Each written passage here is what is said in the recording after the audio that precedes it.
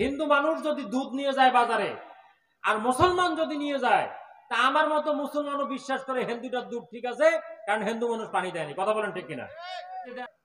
কিরে মুসলমান, তুমি মুসলমান, তোমাকে দেখে অন্য মানুষ আদর্শ শেখার কথা, অন্য ধর্মের লোক আদর্শ শেখার কথা।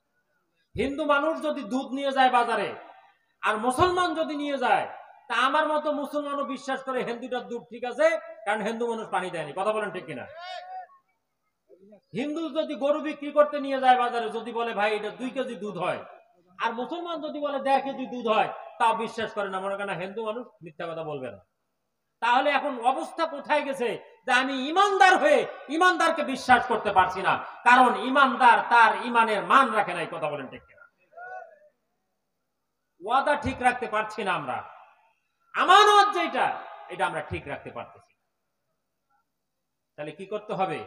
শুধু কথায় না, কাজে প্রমাণ করতে হবে যে আপনার লেনদেন ভালো। একটা মানুষ চলতে ফিরতে সমস্ত দিকের সাথে আর্থিক দিক জড়িত, অর্থনৈতিক দিক জড়িত না?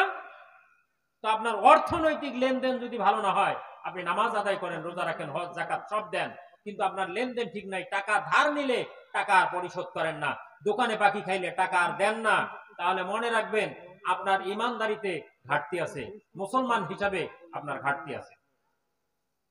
বিরক্ত হচ্ছে? কথা ঠিক আছে না?